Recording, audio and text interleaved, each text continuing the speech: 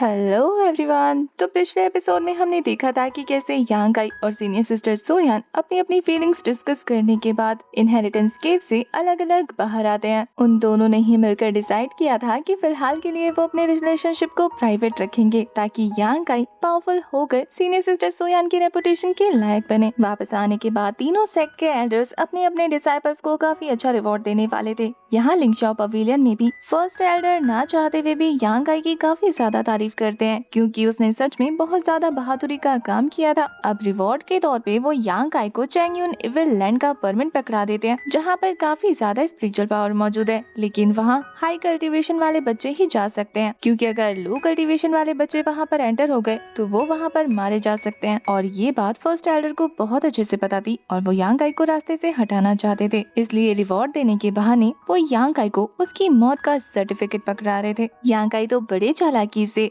उस लेटर को वे जुआंग को देने को कह देता है, जिससे एल्डर इतना ज्यादा गुस्सा हो जाते हैं कि गुस्से में अपनी एनर्जी रिलीज करना शुरू कर देते हैं। इस एपिसोड की स्टार्टिंग में दिखाते हैं कि एल्डर यांग आई के ऊपर गुस्सा करते हुए कह रहे थे कि तुम्हारी हिम्मत कैसे हुई मेरी बातों को नकारने की, तुम्हें ये रिवॉर्ड हासिल करना होगा जो मैंने तुम्हें दिया है। पर यांग आई भी बिना डरे उस स्क्रॉल को जलाते हुए कहता है कि अगर मैं इसे एक्सेप्ट ना करूँ तो। यांग आई की ये डेयरिंग हरकत देखने के बाद तो सभी बच्चे यहाँ तक कि सीनियर सिस्टर सुयान भी हैरान थी ये सोचकर कि पता नहीं अब इस लड़के का क्या होगा। अब यांग आई ने तो सबके सामने उस एल्डर की बेइज्जती कर दी थी, तो एल्डर वही अपने एक स्टूडेंट को आगे भेजते हुए कहते हैं कि अगर ऐसी बात है तो फिर तुम्हें इसकी सजा मिलेगी। उनके एक इशारे पर उनका सीनियर डिसाइपल तेजी से हमारे यांग आई पर हमला करने के लिए जंप कर जाता है। यांग आई ने तो बिना डरे काफी फास्टली अपने पंच को प्रिपेयर कर लिया था। वो जैसे ही अपनी एनर्जी रिलीज करते हुए उस बंदे पर हिट देता है, वो तो उड़ते उड़ते वापस से एल्डर वे के पाँव में गिर गया था। ये देखने के बाद कि यांग आई ने एक ही पंच में उनके सीनियर डिसाइपल को ढीर कर दिया,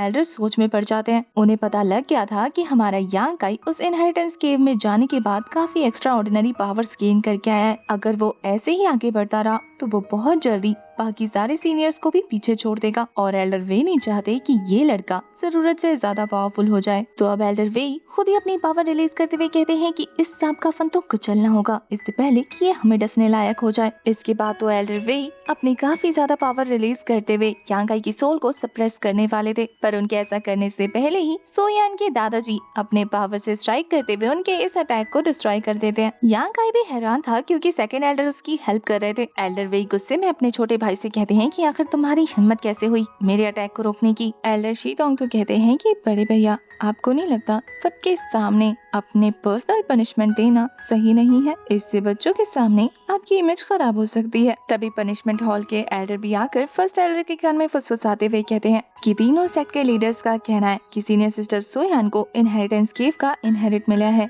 इस हिसाब से सोयान हमारे सेक्ट के लिए बहुत ज्यादा खास है, उसके दादाजी भी इस लड़के के साथ है। इसका मतलब ये है कि इस लड़के ने भी उस इनहेरिटेंस केव से काफी सारी पावर हासिल की होगी, जिसके बारे में हमें अच्छे से इन्वेस्टिगेट करना होगा क्योंकि ये हमारे पवेलियन के हित के हिसाब से है। ऐसे में अगर हमने इस लड़के को किसी भी तरीके का नुकसान पहुंचाया तो सेक्ट लीडर हमारे खिलाफ हो सकते हैं, इसलिए फिलहाल के लिए तो हमें सोच समझ के आगे बढ़ना चाहिए। अब ये बात समझाने के बाद वो दूसरे एल्डर के पास जाकर कहते हैं कि आप अपने बड़े भाई के लिए इतना सीरियस क्यों हो रहे हैं, वो तो बस इस घमंडी लड़के को थोड़ा सा सबक सिखाना चाहते थे और कुछ नहीं। फर्स्ट एल्डर के सामने भी ये लड़का अपनी जबान चला रहा था, इसे थोड़ा तो पनिशमेंट देना चाहिए ना। अब इन्होंने बड़े आराम से इस बात को संभाल लिया था, इसलिए सेकंड एल्डर वहाँ से गुस्से में चले जाते हैं। सेकंड एल्डर के पीछे पीछे सीनियर सिस्टर सोयान यांग आई को इशारा करते हुए अपने पीछे आने का ऑर्डर देती है और वो भी उनके पीछे पीछे निकल जाता है। अब सभी डिसाइपल के जाने के बाद फर्स्ट एल्डर अपने सीनियर डिसाइपल से कहते हैं कि किसी को भेजो जो कि इन दोनों पर नजर रख सके और मुझे पता लगे कि इनके बीच में आखिर चल क्या रहा है। ऑर्डर मिलने के बाद ये बंदा अपने काम पर लग गया था। वहीं दूसरी तरफ हमें सीनियर सिस्टर जिया को दिखाते हैं जो कि यांग आई के घर के सामने मौजूद पेड़ पर बैठकर उसके आने का इंतजार कर रही थी। काफी देर तक इंतजार करने के बाद वो कहती है कि ये जूनियर ब्रदर आखिर रह कहाँ गया। तभी उसकी नजर यांग आई पर पड़ती है जिसके पीछे पीछे सीनियर सिस्टर सुयान भी वहाँ तक पहुँच गई थी। थोड़ा पास से देखने के लिए कि वहाँ क्या चल रहा है, सीनियर सिस्टर जिया पेड़ से उतरकर यांग आई को देखने लगती है। यांग आई अपने चारों तरफ अच्छे से नजर दौड़ाते हुए सीनियर सिस्टर सोयान को अपने रूम में ले जाता है, वो भी दरवाजा बंद करके। ये नजारा देखकर तो सीनियर सिस्टर जिया हैरान थी।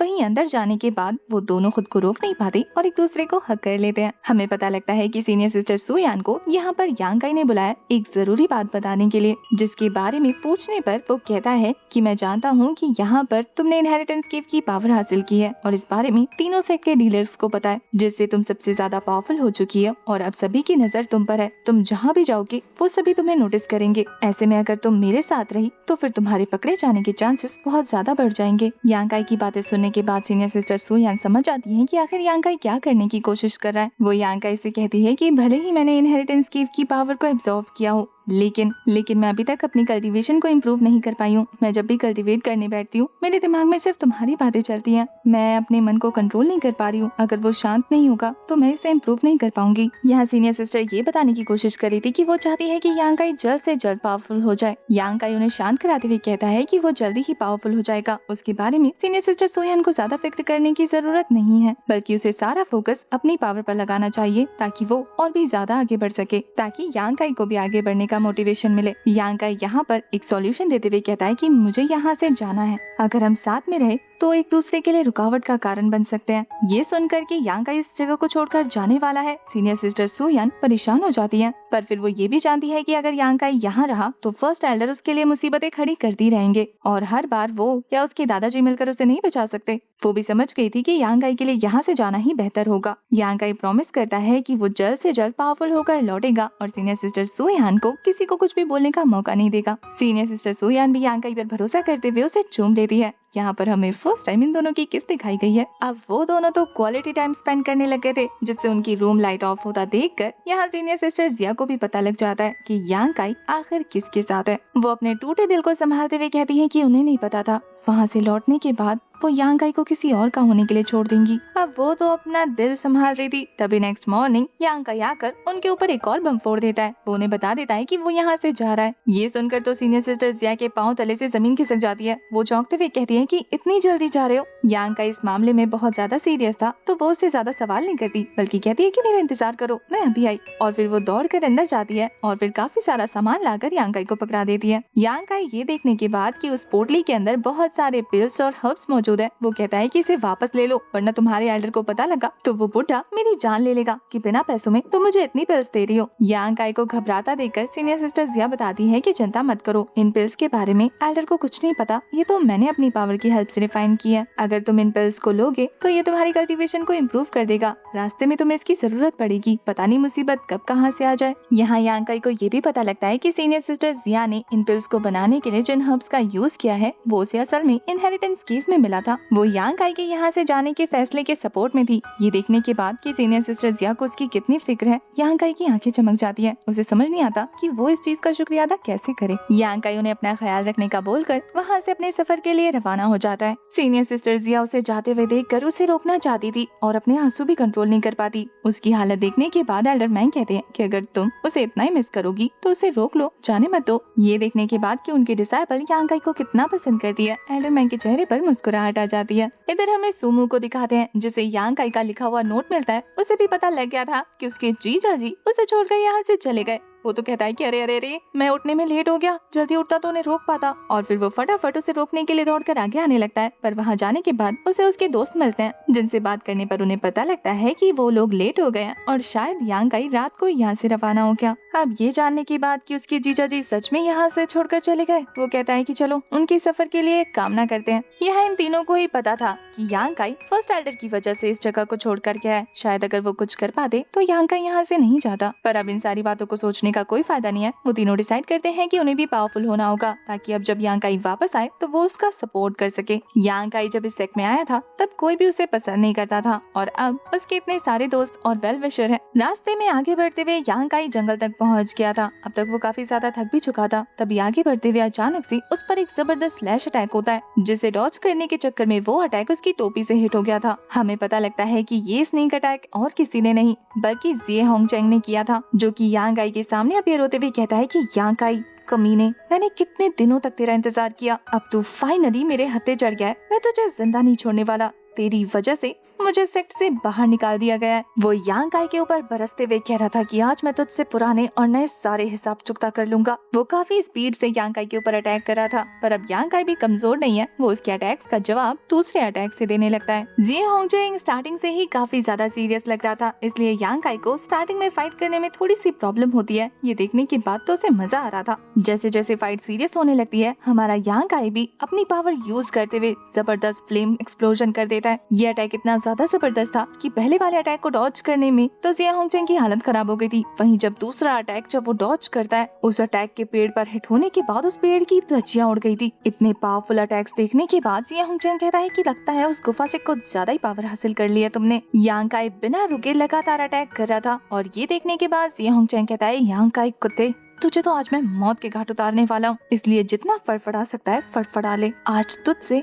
मैं अपने सारे ह्यूमिलेशन का बदला लेने वाला हूँ। यहाँ यांग काई जिये होंगजेंग के ऊपर लगातार 100 फायर फीस्ट अटैक कर रहा था। जब जिये होंगजेंग यांग काई के खिलाफ कुछ कर नहीं पाता तो वो कहता है कि तू हमेशा से औरतों के पीछे छुपता आया है, आज तू फाइनली मुझे अकेला मिला है और मैं इस मौके का फायदा पूरी तरह से उठाऊंगा। जिये होंगजेंग बड़े ही शातिर तरीके से यांग काई के सभी अटैक्स को डॉज करते हुए उसके पास पहुँचकर एक जबरदस्त स्ट्राइक उसकी छाती पर करता है, जिससे यांग काई बुरी तरीके से ब्लीड करने लगा था। और फिर इसी तरीके का दूसरा हिट देने के बाद तो यांग काई की हालत काफी बुरी खराब हो चुकी थी। जिये होंगजेंग को लग रहा था कि अब वो जीत जाएगा, तभी अचानक से यांग काई के हाथ में स्टार मार्क का साइन उभर जाता है और देखते ही देखते आसपास का एनवायरनमेंट पूरी तरह से चेंज हो गया था। अब यांग काई अपने स्टार मार्क की पावर को यूज करते हुए फिर से जिये होंगजेंग की बॉडी के अंदर उसे आर पार करने वाला था, पर वो इस बार फिर से खुद को प्रोटेक्ट करने के लिए अपने विंड आर्मर का यूज करने लगा था। यांग काई के जबरदस्त अटैक को देखने के बाद वो कहता है कि चूजे, तेरे पास क्या एक ही चीज है जो बार बार घुमा घुमा के उसे यूज कर रहा है। और फिर वो यांग काई को ये शो करने के लिए कि वो यांग काई से कितना ज्यादा ताकतवर है, अपनी पावर को और बुरी तरीके से अनलिश करते जा रहा था, जिससे उसके आर्मर का साइज और ऑरा इंक्रीज होना शुरू हो जाता है।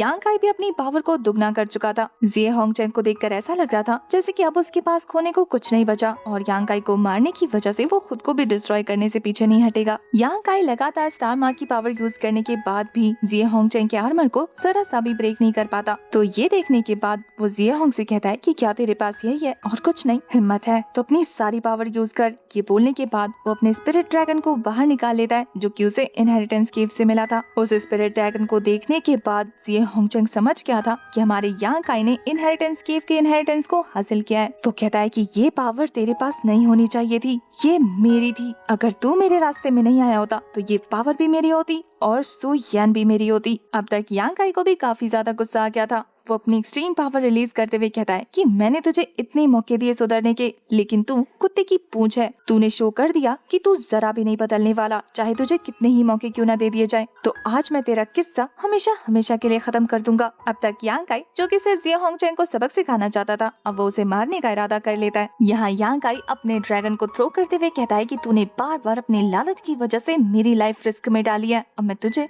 बिल्कुल जिंदा नहीं छोड़ूंगा। यांग काई का ये अटैक इतना ज्यादा जबरदस्त था कि थोड़ी ही देर में जिये होंगजेंग का वो आर्मर पूरी तरह से ब्रेक हो जाता है। बेचारे जिये होंगजेंग के लिए इस अटैक को रोक पाना इतना ज्यादा मुश्किल हो गया था कि इस फायर ड्रैगन की वजह से थोड़ी ही देर में एक जबरदस्त ब्लास्ट में उसकी बॉडी के चीथड़े उड़ जाते हैं और इस अटैक की वजह से वो पूरी तरह से वैनिश हो जाता है। उसकी लाश तक नहीं बचती। थोड़ी देर में सब कुछ शांत हो गया था। यांग काई के इस जबरदस्त एक्सप्लोजन अटैक की वजह से वहाँ पर जमीन पर गड्ढे हो जाते हैं। इस फाइट की वजह से यांग काई काफी ज्यादा थक चुका था, इसलिए वो सीनियर सिस्टर जिया के दिए हुए पिल्स खाते हुए खुद को हील कर लेता है। ये पिल्स सच में बहुत ज्यादा इफेक्टिव थे। अब वो वापस से अपनी टोपी उठाकर उस पे लगे हुए निशान को देखने के बाद भी उसे वेयर करके स्मग करता है। वो पूरी तरह से अपने सफर के लिए तैयार था। अब वो यहाँ से रवाना होते हुए कहता है कि एक दिन ऐसा आएगा जब वो इतना पावरफुल हो जाएगा कि पूरी दुनिया में फ्रीली घूम पाएगा। वो इतना पावरफुल बनना चाहता है कि कोई भी उसका रास्ता ना रोक पाए। ये कहते हुए वो आगे बढ़ने लग जाता है। इसी के साथ हमारा ये वाला एपिसोड हो जाता है खत्म। Guys, I am not sure, लेकिन इस एपिसोड को देखकर लग रहा है कि शायद में भी ये सीरीज का एंड एपिसोड है। अगर थर्सडे को इसका एपिसोड नहीं आया तो समझ जाना हमारी सीरीज का सीजन 1 कंप्लीट हो गया। आई नो ये सैड न्यूज होगी, लेकिन आपको फिक्र करने की जरूरत नहीं है। चैनल पे और भी अमेजिंग सीरीज स्टार्ट कर दी गई है, तो मैं डिस्क्रिप्शन, कमेंट और एंड स्क्रीन पर वो वीडियो शेयर कर दूंगी। आप क्लिक करके एंजॉय करके बताना कि आपको एक्सप्लेनेशन कैसी लगी। तब तक के लिए bye bye, tata, take care.